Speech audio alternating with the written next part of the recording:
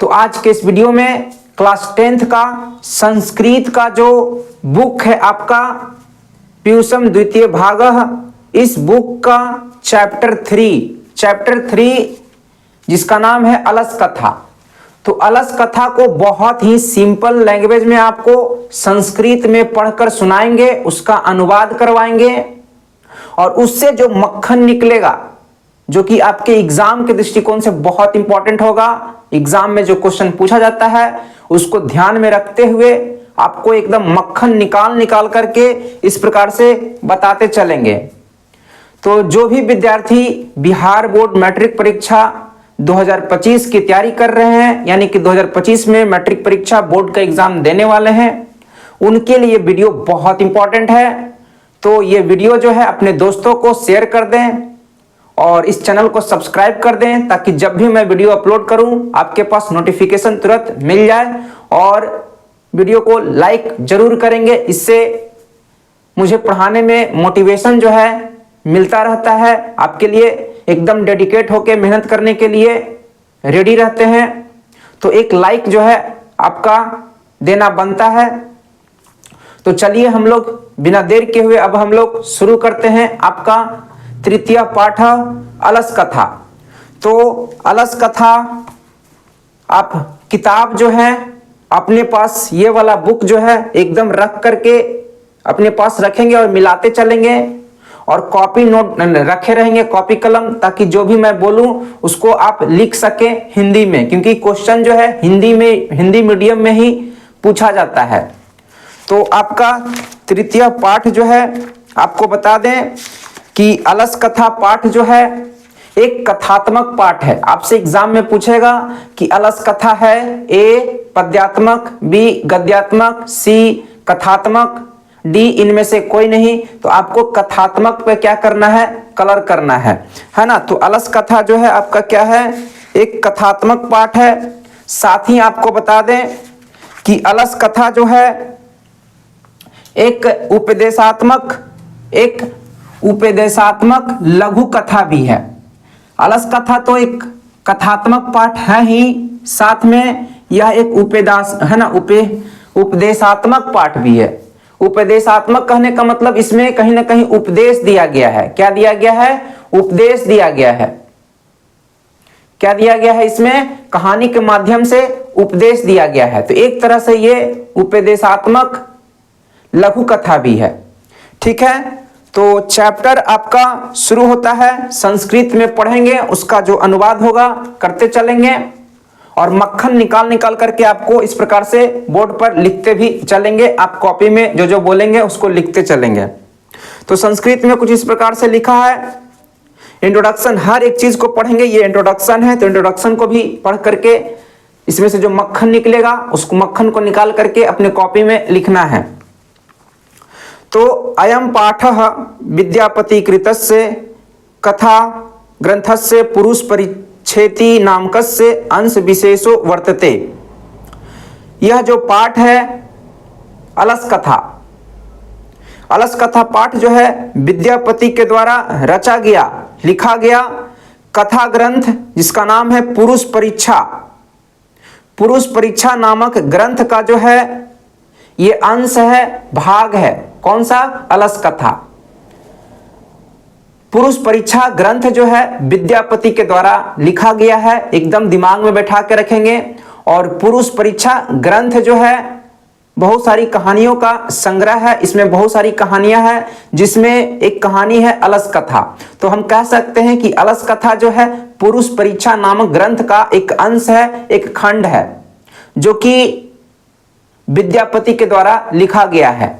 तो हम कह सकते हैं कि पुरुष परीक्षा ग्रंथ के लेखक जो है विद्यापति हैं, या हम कहें अलस कथा के लेखक कौन है, तो विद्यापति हैं। एकदम क्वेश्चन यही सब एग्जाम में पूछा जाता है, बशर्ते आप चैप्टर को एकदम निचोड़ करके मक्खन निकाल करके आप पढ़ लेंगे तो क्वेश्चन एकदम फिक्स है कि बुक से जो क्वेश्चन 40 से 50 नंबर के ओवरऑल क्वेश्चन पूछे जाते हैं एकदम बाहर नहीं जाएगा। इस बात की हम गारंटी देते हैं, क्योंकि इतना हम निकाल करके निचोड़ करके आपको बता देंगे कि इससे बाहर नहीं आएगा। तो यहाँ पे हम लिखे हैं, जो कि अभी आपको लाइन संस्कृत में पढ़े, कि अलस कथा पुरुष परीक्षा ग्रंथ का भाग है या कहे अंश है। ठीक है, और आपको बता दें कि विद्यापति जो हैं ये मिथिला के, कहाँ के, मिथिला के कवि माने जाते हैं, प्रसिद्ध कवि हैं, माने क्या जाते हैं, प्रसिद्ध कवि हैं मिथिला के, है ना। विद्यापति कहाँ के कवि हैं, तो मिथिला के हैं। ठीक है, तो अब हम लोग आगे पढ़ते हैं, यहाँ पे लिखे भी हैं। पुरुष परीक्षा ग्रंथ के लेखक जो है मैथिली कवि विद्यापति हैं। ठीक है, और विद्यापति मिथिला के एक प्रसिद्ध क्या है, कवि हैं। ये सब क्वेश्चन यही सब एग्जाम में आता है। ठीक है, और यहाँ पे हम पढ़ते चल रहे हैं। दूसरा वाक्य है, किताब से मिलाते चलेंगे आप लोग।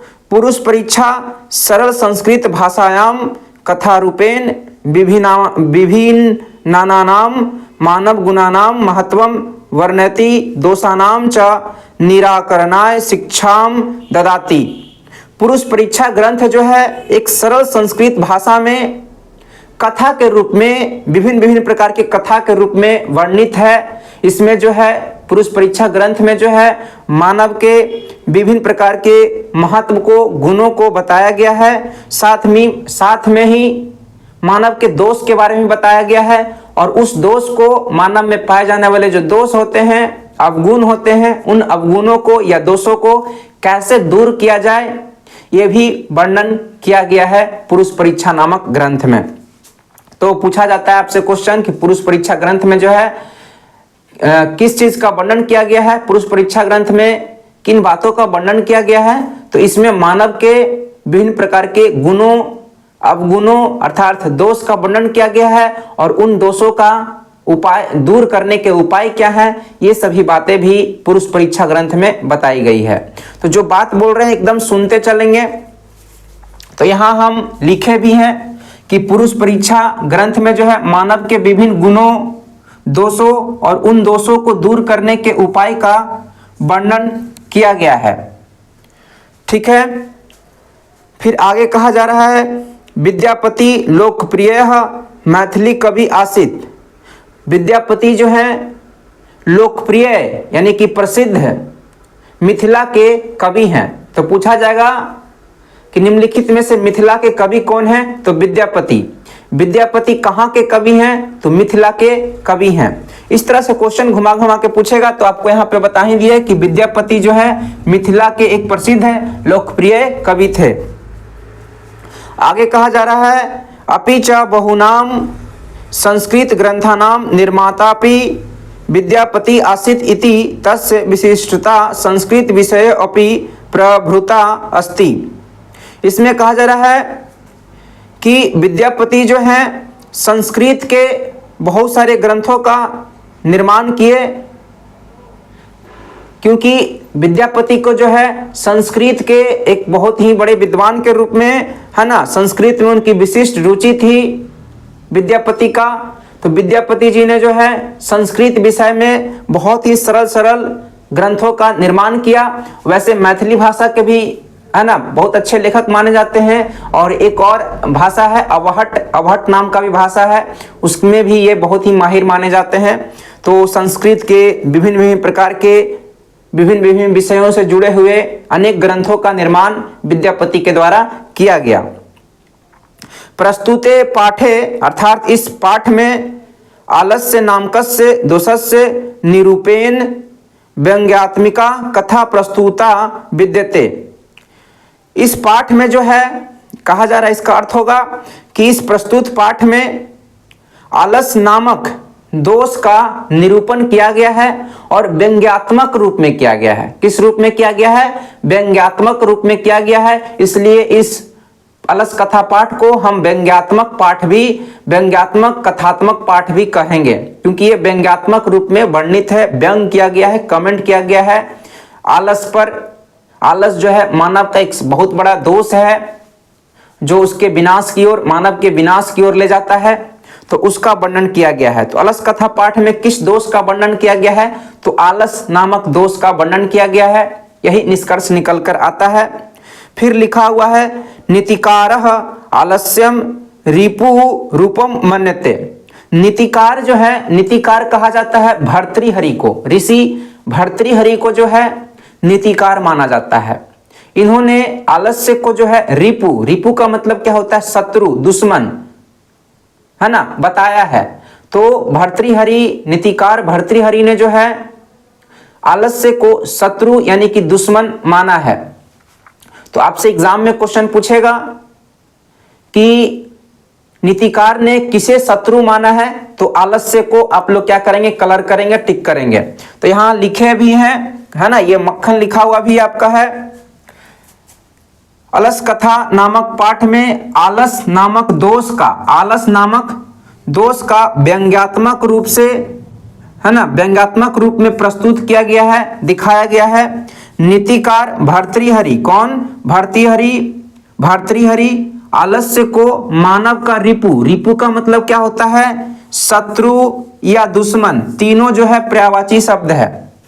तो भर्तृहरि नीतिकार भर्तृहरि ने आलस्य को रिपु, शत्रु, दुश्मन, तीनों में से जो कहे वो सभी संज्ञा दिया है आलस्य को।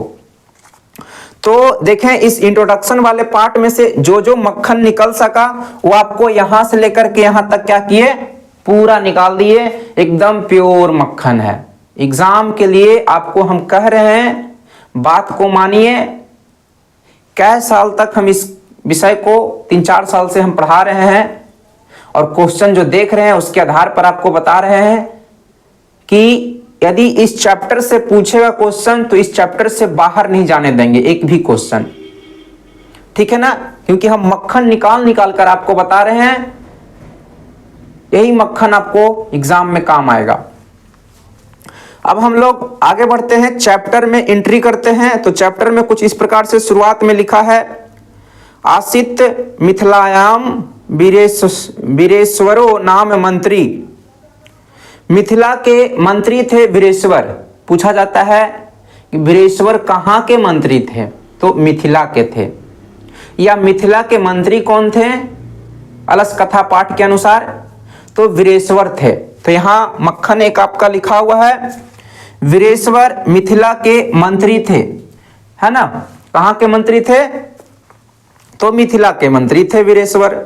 स च स्वभावाद दानशीलः कारुणिकश्च सर्वेभ्यो दुर्गतेभ्यो अनाथेभ्यश्च प्रत्यह मिच्छा भोजनम दाप्यति।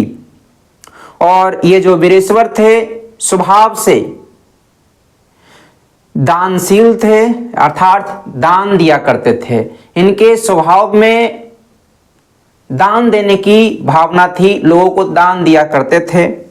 कारुणिक थे, कारुणिक मतलब दयावान थे। कारुणिक मतलब क्या थे, क्या होता है, दयावान, है ना। ये बहुत ही इनमें दया भरा हुआ था, इसलिए लोगों को दान दिया करते थे। तो ये स्वभाव से कैसे थे, दानशील थे और दयावान थे, कारुणिक थे। और कहा जा रहा है सर्वेभ्यो मतलब सभी में, सभी को, जो सभी कहने का मतलब सर्वेभ्यो दुर्गतेभ्यो अनाथेभ्यश्च प्रत्यह मिच्छा भोजनम दाप्यति। और सभी जो संकटग्रस्त हैं, है ना, दुर्गतेभ्यो का मतलब होता है संकटग्रस्तों को, अर्थात निर्धनों को, गरीबों को और अनाथों को उनके इच्छा के अनुसार भोजन करवाते थे। जितने अनाथ थे, जिसका कोई नहीं था, जो बहुत गरीब थे, उसको क्या करते थे, है ना, उनके, उन गरीबों के, उन अनाथों के इच्छा अनुसार उनको जितना मन करे वो क्या करते थे, भोजन दिलवाते थे। मंत्री जो है ना, अपने कर्मचारियों के सहायता से पूरा भोजन करवाते थे। भर पेट खाओ, जितना मन है उतना खाओ, खाए जाओ, खाए जाओ, ठीक है। फिर कहा जा रहा है तन मध्य अलसेभ्यो अप अन्वस्त्रे दाप्यति। और आलस्यों के मध्य में, आलस्यों के बीच में जो आलसी लोग थे, है ना, आलसियों के बीच में क्या करते थे, अन्न और वस्त्र क्या करते थे, दान के रूप में दिलवाया करते थे। तो स्वभाव से मंत्री वीरेश्वर ऐसे थे। तो एग्जाम में 2 नंबर का पूछा भी जाता है कि मंत्री वीरेश्वर के स्वभाव का वर्णन करें, तो आप इसी प्रकार से बताएंगे कि मंत्री वीरेश्वर का स्वभाव जो था कैसा था, तो वे दानशील थे, कारुणिक थे अर्थात दयावान थे, वे निर्धनों को यानी कि गरीबों को और अनाथों को उनके इच्छा के अनुसार भोजन करवाते थे, और आलसियों के मध्य में, आलसियों के बीच में जो आलसी लोग थे उनको भी क्या करते थे, अन्न और वस्त्र यानी कि अनाज और कपड़े दान में दिया करते थे। तो ये हो गया ओवरऑल। आप बताएंगे तो 2 नंबर आपका एकदम फिक्स है कि मिलेगा। तो यही बात बोले कि मंत्री वीरेश्वर जो थे, है ना, ये मिथिला के मंत्री थे और वे स्वभाव से दानशील, कारुणिक अर्थात दयावान थे। ठीक है, और यहाँ पे जगह नहीं बचा है तो ये, है ना, वीरेश्वर, मंत्री वीरेश्वर से जुड़ी हुई बातें को हम लोग इधर बढ़ाए हैं। वे संकटग्रस्तों अर्थात निर्धनों को और अनाथों को उनके इच्छा अनुसार भोजन करवाते थे। वे आलसियों के मध्य में, आलसियों के बीच में, है ना, उन्हें अन्न और वस्त्र दान में दिलवाते थे। ठीक है, तो इतना सारा स्वभाव था उनका, है ना। यहां से लेकर के अब चलेंगे तो यहां तक देखेंगे, है ना, मंत्री वीरेश्वर के स्वभाव की जानकारी आपको मिलेगी। ठीक है, फिर आगे बढ़ते हैं, है ना। कुछ आपका मंत्र दिया हुआ है, श्लोक दिया हुआ है, तो श्लोक से जो जरूरी चीजें बन पड़ेगा वो आपको निकाल करके बता देंगे और इसका अर्थ आपको बता देंगे और आगे बढ़ेंगे। ठीक है, तो जो मैट्रिक के परीक्षा में क्वेश्चन पूछा जाता है उसी को ध्यान में रखते हुए ही आपको मक्खन निकाल करके देंगे। ठीक है, निचोड़ निचोड़ करके। यहां पे एक यतः निर्गतानां च सर्वेषाम् अलसः प्रथमो मतः किंचित क्षमते कर्तुम जाठिरनापि वहिना। इसमें कहा जा रहा है कि जो निर्धन होते हैं, जो है ना, आलसी होते हैं, जो काम करने वाले नहीं होते हैं, जिनसे काम नहीं होता है ना, उनको आलसियों में प्रथम माना जाता है ना। जो काम करने वाले नहीं होते हैं, है ना, उन्हें क्या किया जाता है, सबसे प्रथम स्थान दिया जाता है।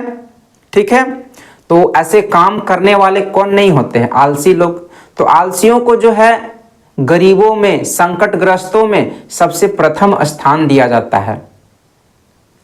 आलसियों को गरीबों में, अनाथों में सबसे प्रथम माना जाता है, क्योंकि जो आलसी होते हैं वो अपने काम करने के लिए, है ना, अपने पेट को भरने के लिए, अपने पेट पूजा करने के लिए कोई काम नहीं करते हैं। आलसी लोग कोई काम ही नहीं करना चाहता है। वो चाहता है कि बैठे बैठे हमको क्या मिल जाए, भर पेट मिल जाए, हमको कोई पानी पिला दे, हमको कोई उड़ा दे, हमको कोई यहां से वहां लेकर चले जाए। अपने से कुछ काम नहीं कर सकता है।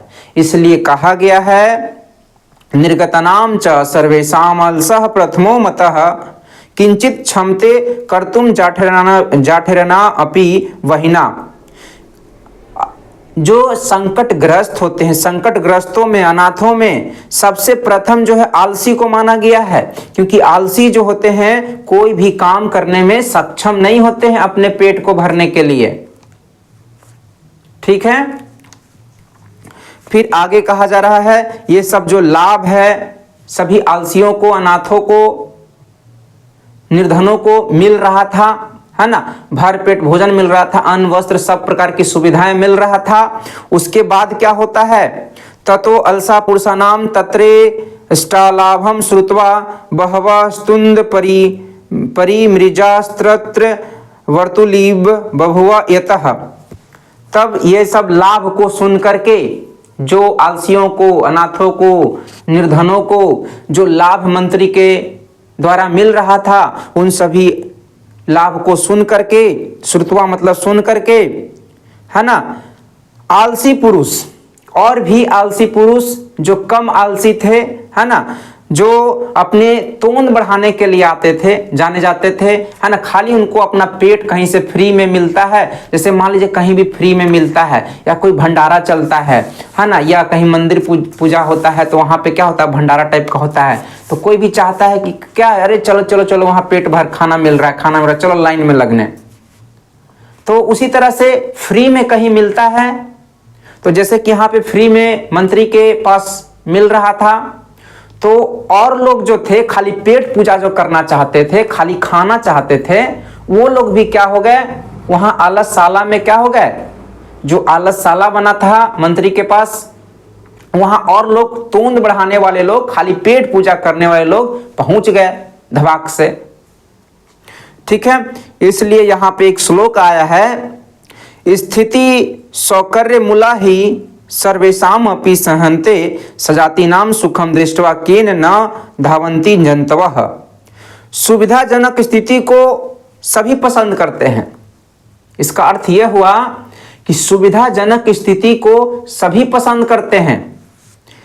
अपने जातियों के सुख को देख करके, अपने जातियों के सुख को देख करके कौन नहीं उस सुख को पाना चाहता है ना। मान लीजिए कि फ्री में मिल रहा है कहीं पे, आपका दोस्त गया भंडारा में या लाइन में लग गया, तो आप भी चाहेंगे ना कि अरे हमको भी ये सुख मिले, हमको भी भरपेट खाना मिल जाए, चलो आज बनाना नहीं पड़ेगा।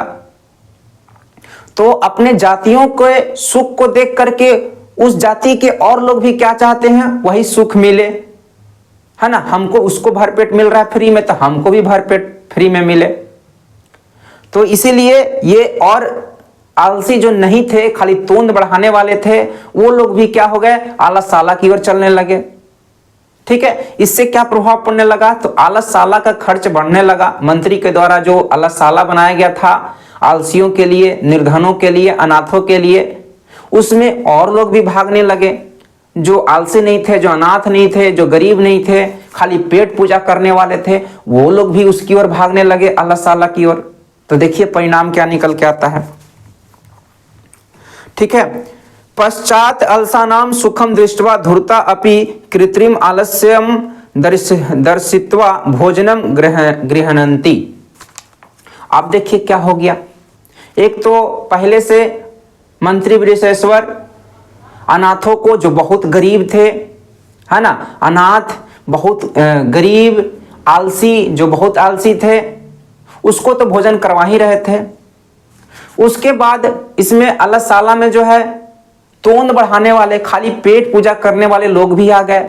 फिर आगे चल के कह रहा है कि ये जो आलसी थे तोंद बढ़ाने वाले, इसके सुख को देख करके, तोंद बढ़ाने वाले आलसियों के सुख को देख करके धूर्ता अपि कृत्रिम आलस्यम दर्शित्वा भोजनम गृहन्ति।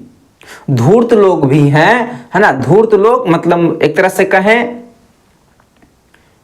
कि जो है ना फ्री में पाना चाहते हैं, है ना, मेहनत नहीं करना चाहते हैं, है ना, उनको फ्री में मिल जाए सब कुछ, तो उसको धूर्त कहा गया है। तो धूर्त लोग भी क्या हो गए, कृत्रिम आलस बना करके, कृत्रिम आलस मतलब बनावटी आलसी का रूप धारण करके, वेशभूषा बदल करके, आलसी बन करके, है ना, आलसशाला की ओर चले गए।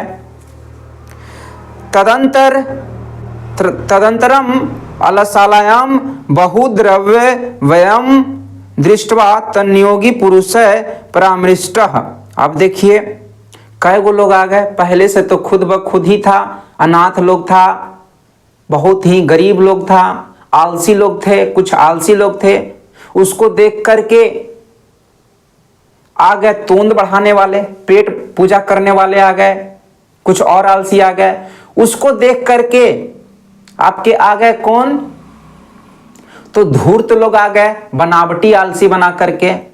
इसके कारण क्या हुआ, इसका प्रभाव क्या पड़ा कि आलसशाला में बहुत द्रव्य, बहुत धन खर्च होने लगा। क्या होने लगा, बहुत धन खर्च होने लगा। तब ये सब देख करके नियोगी पुरुष कहा गया है, मंत्री के द्वारा नियुक्त जो कर्मचारी थे, जो इन आलसियों को, गरीबों को, अनाथों को भोजन करवाते थे, उनको नियोगी पुरुष कहा गया है। मंत्री के द्वारा नियुक्त कर्मचारियों को नियोगी पुरुष कहा गया है। ये नियोगी पुरुष जो है आलसशाला के खर्चा को देख करके, आलसशाला का खर्चा बहुत ज्यादा बढ़ रहा था, उसको देख करके ये लोग विचार किया। परामृष्टम का मतलब विचार किया।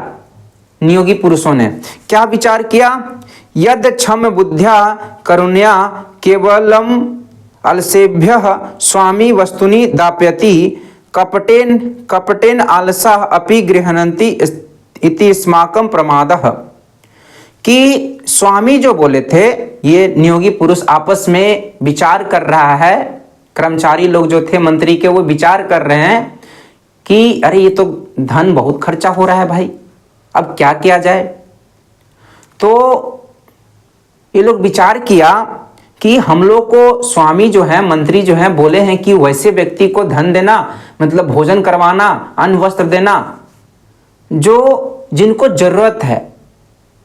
लेकिन कुछ कपटी आलसी है ना, बनावटी आलसी, धूर्त लोग, पेट पूजा करने वाले, तोंद बढ़ाने वाले आ गए हैं, जिससे के कारण क्या हो रहा है, खर्चा बढ़ रहा है, धन ज्यादा खर्चा हो रहा है और सभी खाना खाए जा रहे हैं, खर्च बढ़ते जा रहा है। तो उसके बाद कहा गया है, यदि भवती तद अलसा पुरुषाणाम परीक्षाम कुर्मः इति परामृश्य प्रसुप्तेषु अलसायाम तनियोगी पुरुषः वहिनम दापयित्वा निरूपयामासुः। तब जाकर ये लोग विचार किया, विचार करने के बाद ये लोग तय किया कि क्यों ना आलसी पुरुषों की परीक्षा ली जाए। जो आलसी है उसी को ही स्वामी के द्वारा जो वस्तु प्रदान किया जा रहा है, जो सुविधाएं दी जा रही है, जो भोजन दी जा रही है, वो आलसियों को ही दिया जाए जिसको जरूरत है। तो ये लोग क्या विचार किया कि ये लोग डिसाइड किया आपस में बातचीत करके, विचार करके कि आलसियों की पहचान कैसे की जाए। तो ये लोग क्या डिसाइड किया कि क्यों ना हम लोग क्या करें, आलसशाला में आग लगा दें। क्योंकि नियोगी पुरुष जानता था कि आलसी हमेशा आलसी ही होता है, वो कभी भाग नहीं सकता है, ठीक है, वो कोई काम ही नहीं कर सकता है, भागने का भी प्रयास नहीं कर सकता। खाने के लिए दे दीजिए तो कहिए कि मुंह में खिला दो, पानी प्यास लगेगा तो पानी पिला दो या पानी लाके दे दो, पी उठ के पानी ला नहीं सकता है या जाके खाना निकाल नहीं सकता है, ठीक है। तो ये लोग सोचा कि क्यों ना आलसियों की परीक्षा ली जाए। इसके लिए लोग क्या किया, आलसशाला में आग लगा दिया। जब सब सोए हुए थे, एग्जाम में पूछा जाता है कि आलसशाला में नियोगी पुरुषों द्वारा आग कब लगाया गया, तो जब सब सोए हुए थे। क्या कर रहे थे, सब सोए हुए थे तब, है ना। तो जब सब सोए हुए थे तो क्या कर दिया गया, वहीनम मतलब होता है आग। वहीनम मतलब क्या होता है, आग। एक बार एग्जाम में इस बार पूछा भी गया था 2023 में, वहीनम का अर्थ क्या होता है। तो वहीनम का अर्थ होता है आग होता है, अग्नि होता है। तो है ना, नियोगी पुरुषों ने वास्तविक आलसियों के परीक्षा के लिए आलसशाला में आग लगा दिया, ठीक है। तो यहाँ बहुत सारा क्वेश्चन पूछा जाता है, आप बातों को समझ रहे होंगे, एकदम बता सकते हैं, पूछा जाता है, आप कमेंट करके भी बता सकते हैं, ठीक है, यदि समझ रहे होंगे तो। कि आलसशाला में आग किसने लगाई, ऑप्शन दे देगा मंत्री, नियोगी पुरुष, है ना, आपका नाम दे देगा, कुछ किसी और का नाम दे देगा। तो नियोगी पुरुषों के द्वारा जो है आलसशाला में आग लगाया गया। या क्वेश्चन पूछ देगा कि आलसशाला में आग क्यों लगाया गया, तो वास्तविक आलसियों के पहचान के लिए आलसशाला में आग लगाया गया। आलसशाला में आग कब लगाया गया, जब सब सो रहे थे।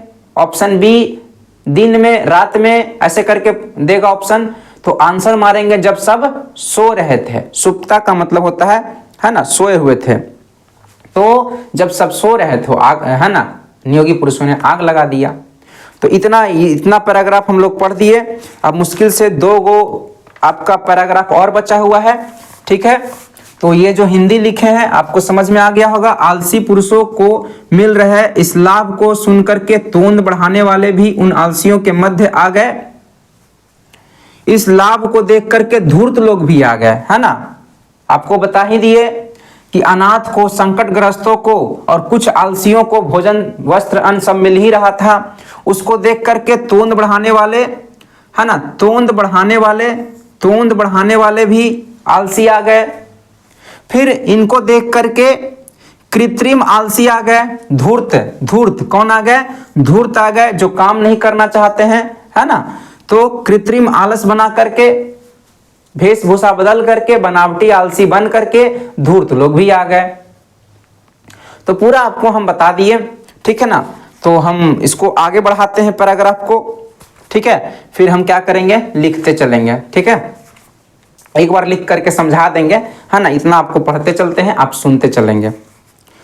अब देखिए नीचे वाला पैराग्राफ है, ततो गृह लग्नम प्रवृद्धम अग्नि दृष्ट्वा धूर्ता सर्वे पलायतः।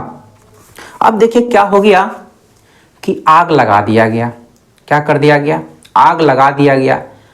मंत्री के द्वारा नियुक्त कर्मचारियों के द्वारा, नियोगी पुरुषों के द्वारा वास्तविक आलसियों के पहचान के लिए आग लगा दिया गया। तो आग क्या हुआ, घर में गृह लग्नम, है ना, मतलब कि आग जो है घर में लग गया और वृद्धि करने लगा, है ना। आग बढ़ने लगा और इस बढ़ते अग्नि को देख करके धूर्ता सर्वे पलायिता, सभी धूर्त, ये जो थे धूर्त ये भाग गया ससुरा। ये धूर्त जो है क्या हो गया, भाग गया। देखिए पहला ये भाग गया, आग लगा तो आग को देखते के साथ आग बढ़ने लगा तो ये धूर्त भाग गया। अब आगे क्या होता है, पश्चात ईषद अलसा अपि पलायिता, और जो कुछ और आलसी थे, ये तोंद बढ़ाने वाले, कौन, तोंद बढ़ाने वाले, ये भाग गए। दूसरी बार में ये भाग गए, है ना, फटाक से धूर्त लोग भागा। उसके बाद कुछ और जो आलसी थे, जो तोंद बढ़ाने के लिए आया था, वो भी भाग गया फुटुक से। आगे देखेंगे, चत्वारः पुरुषा अस्त्रैव सुप्ता परस्परम आलप्यन्ति, और अंत में 4 गो आलसी, क्या गो आलसी, 4 गो आलसी, है ना, सोए बात कर रहे थे परस्पर, एक दूसरे को, है ना, एक दूसरे से क्या कर रहे थे, बात कर रहे थे। तो पूछा जाता है कि अलसाला में कितने आलसी बच गए आग लगने के बाद, तो 4 आलसी जो है आपका बच गया था। या क्वेश्चन पूछा जाता है कि अलस कथा में कितने आलसियों की कहानी है, तो अलस कथा में 4 आलसियों की कहानी है, ठीक है। आगे सुनिए, आगे बहुत मजा आएगा, एकदम हंसते हंसते आप लोटपोट हो जाएंगे, ठीक है। तो ये 4 को जो आलसी पुरुष बच गए, ये सोए बात कर रहे थे एक दूसरे से, है ना, एक दूसरे तीसरे चौथे से क्या कर रहे थे, बात कर रहे थे। और यहाँ पे एग्जाम में पूछा जाता है कि आग लगे, पाठ के आधार पर बताएं कि जब अलसाला में आग लगा तो चारों आलसी आपस में क्या बातचीत कर रहे थे, उनके द्वारा किए जा रहे वार्तालाप को क्या करें, अपने शब्दों में लिखें। तो आप मेरी बातों को सुनेंगे तो इस प्रश्न का उत्तर आप लिख के आ जाएंगे। तो देखिए क्या बोल रहे थे, एकेन वस्त्रावृत मुखेनोक्तम, एक जो है पहला आलसी, 4 आलसी बच गया, तो पहला आलसी बोला अपने मुख को वस्त्र से ढके हुए, अपने मुख को, अपने शरीर को, मुख को वस्त्र से ढके हुए बोल रहा है ना, कह रहा है, अहो कथमयम को लाहला, अरे क्या हल्ला हो रहा है भाई, क्या हल्ला हो रहा है।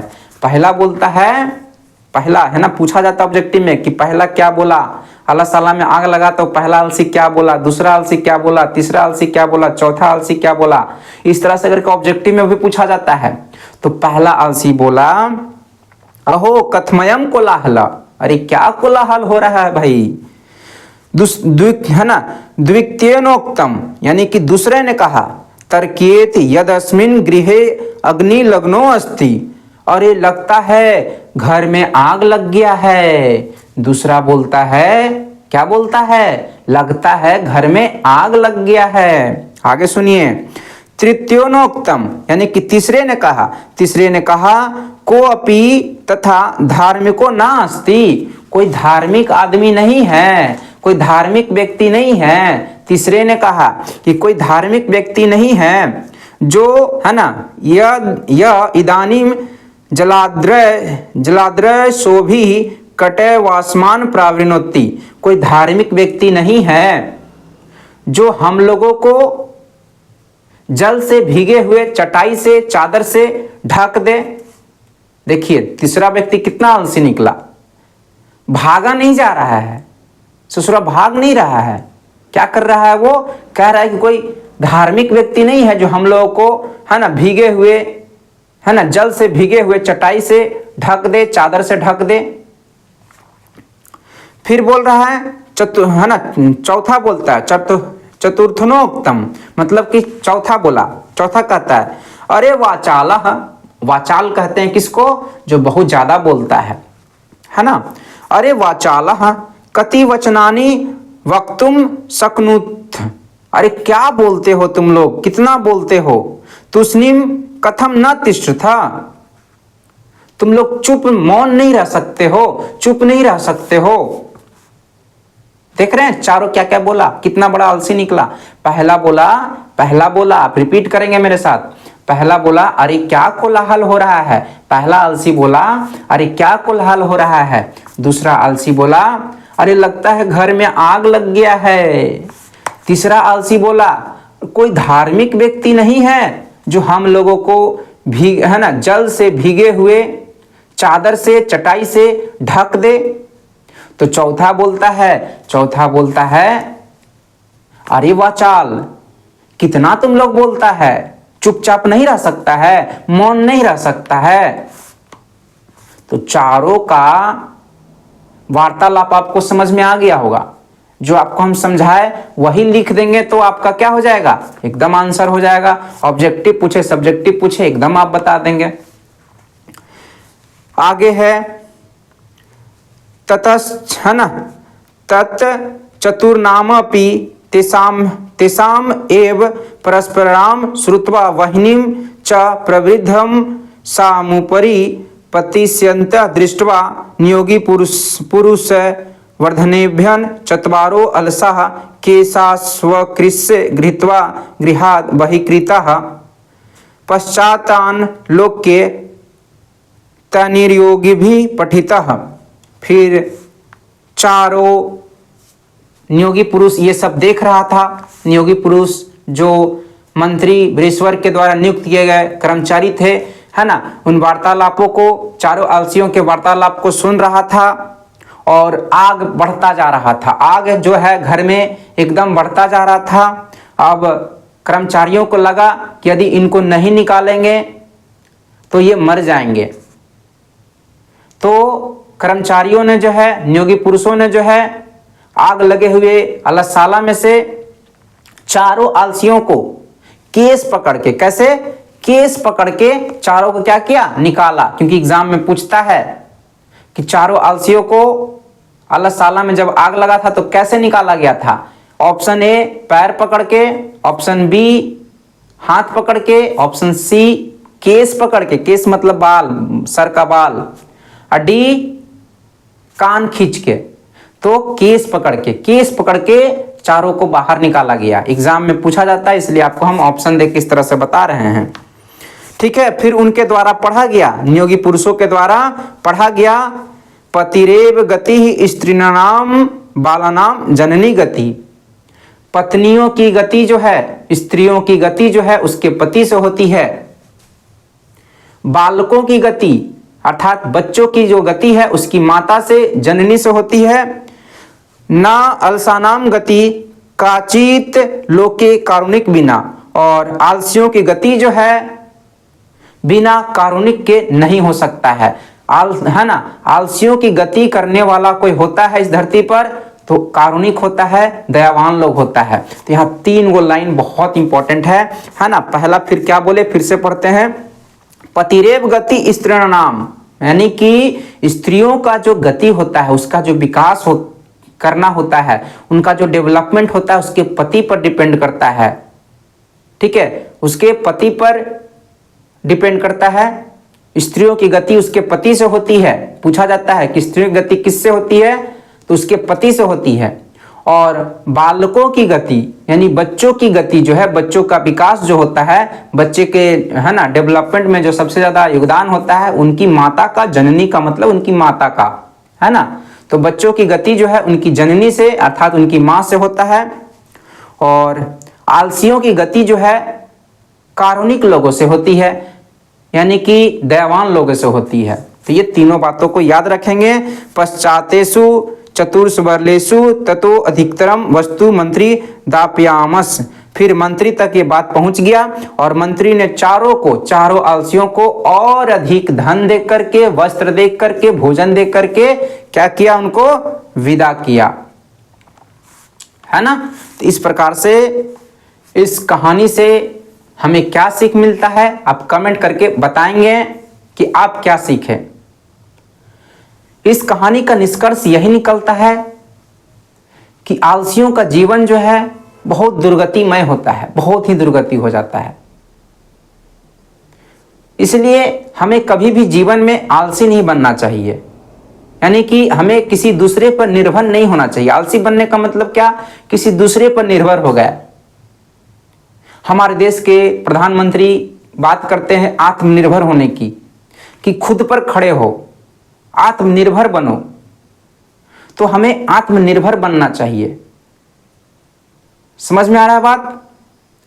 तो इस कहानी से यही सीख मिलता है, जहां तक हम निष्कर्ष निकाल पा रहे हैं, और ये सही निष्कर्ष है कि हमें आत्मनिर्भर बनना चाहिए, हमें आलसी नहीं बनना चाहिए। आलसी बन जाने से आदमी परिश्रम करना छोड़ देता है, मेहनत करना छोड़ देता है।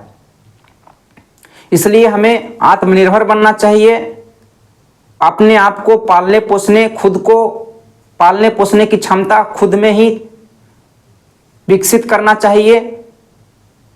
तो ये सारी बातें हैं जो आपका अलस कथा पाठ से हमें सीख मिलती है, ऐसा आप कह सकते हैं। तो इस प्रकार से आपका चैप्टर कंप्लीट हुआ। अब जो यहाँ के बाद जो नोट्स हो गया, ये नोट्स रहा आपका, है ना। यहाँ के बाद जो नोट्स है वो हम क्या करते हैं, लिखवा देते हैं और उसको एक नज़र पढ़ देंगे और आप उसको क्या करेंगे, नोट्स बना लेंगे। तो अब तो कहानी पूरा आपको समझा चुके हैं, और जितना लिखवाए थे उसके बाद से लिखवाते हैं। लिखवाए ये थे कि पहले मंत्री के द्वारा जो है आलसियों को, जो बहुत आलसी थे, अनाथ थे, गरीब थे, उसको अन्न वस्त्र भोजन ये सब दिलवा रहे थे। उसको देख करके पेट बढ़ाने वाले, तोंद बढ़ाने वाले आ गए। फिर कृत्रिम आलस बना करके बनावटी आलसी वाले आ गए, धूर्त लोग आ गए।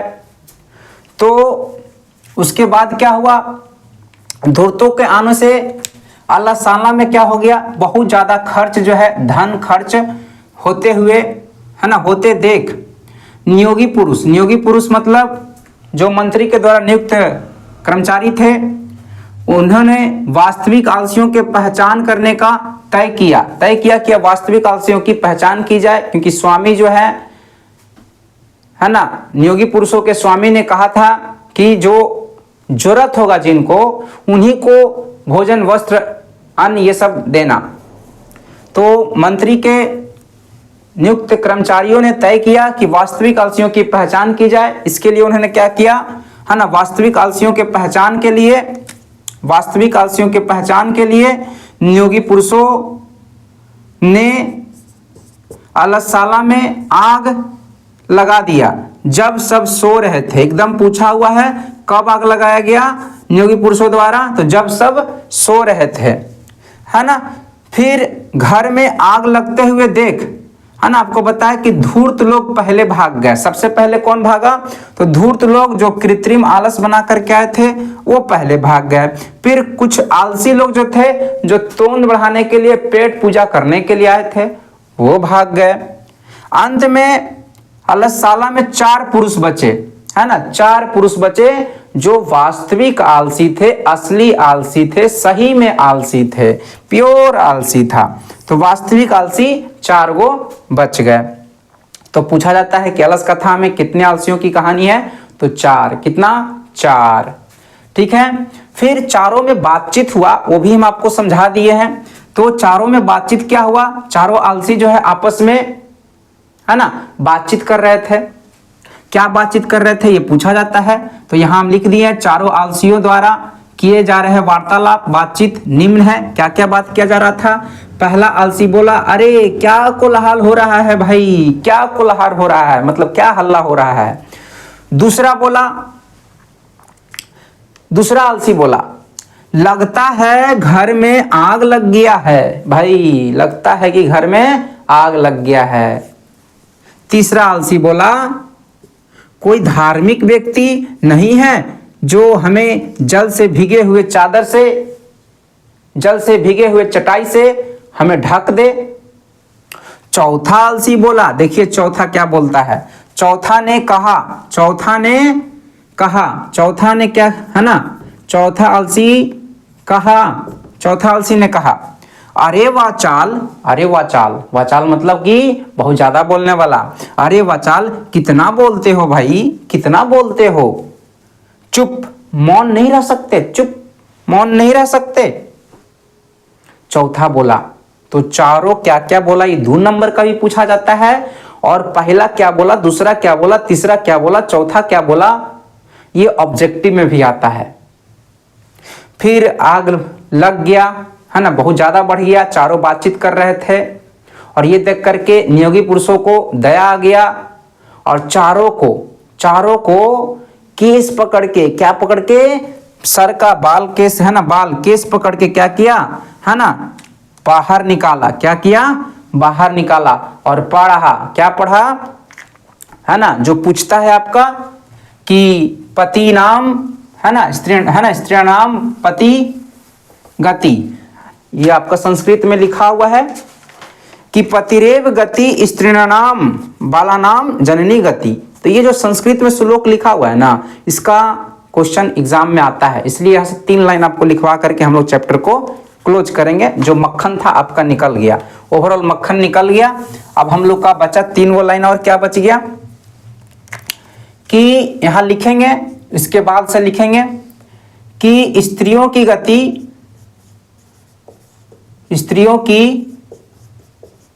गति उसके पति द्वारा होती है। है ना, फिर है आपका बालकों या बच्चों की गति उसकी माता से, उसकी जननी का मतलब क्या होता है, माता, माँ से होती है। और आलसियों की गति जो है, आलसियों को देखने वाला कोई नहीं होता है, आलसियों को देखने वाला कोई नहीं है इस दुनिया में सिवाय दयावान के, दानशील के। तो यहां पे लिखेंगे आलसियों की गति कारुणिक लोगों से होती है, कारुणिक ब्रैकेट में लिखेंगे दयावान से होती है। तो हम लोग का जितना मक्खन था निकल गया बोर्ड पर और चैप्टर खत्म ही कर दिया, आपको पढ़ा के समझा दिए। आप ध्यान से सुनेंगे तो आपको पूरा स्टोरी समझ में आ जाएगा। और ईमानदारी से यदि आप टाइम देंगे तो ना समझ में ऐसा हो नहीं सकता, पूरा वीडियो देख के देखें। तो चलिए हम लोग अब चैप्टर कंप्लीट ही हो गया है। तो नेक्स्ट वीडियो जो है क्वेश्चन 2015 से लेकर के 2023 तक के जितने आपके क्वेश्चन पूछे गए हैं 2 नंबर के, हिंदी मीडियम में, बार बार बोल रहे हैं हिंदी मीडियम में ही क्वेश्चन पूछा जाता है बुआ। तो उन प्रश्नों को लेकर के आएंगे और उसका आंसर भी समझाएंगे कैसे कैसे लिखना है। और पीछे वाला वीडियो भी आप देखते चलेंगे, सारे चैप्टर के नोट्स जो हैं आप बनाते चलेंगे। एकदम बुक से क्वेश्चन जो आपको लिखवा देंगे नोट्स में, उससे बाहर एकदम फिक्स है कि नहीं आएगा बउआ। ठीक, तो चैनल को आप लोग सब्सक्राइब कर दीजिएगा, लाइक कर दीजिएगा और है ना दोस्तों में शेयर जरूर करिएगा, क्योंकि आपके लिए हम यहाँ पे हैं पूरी तरह से डेडिकेटेड होकर मेहनत कर रहे हैं और आपको भी मेहनत करवा रहे हैं। तो अपने दोस्तों को भी जोड़िए, यही रिक्वेस्ट कर सकते हैं लास्ट में। चलिए मिलते हैं नेक्स्ट वीडियो में। धन्यवाद, गुड नाइट, बाय बाय।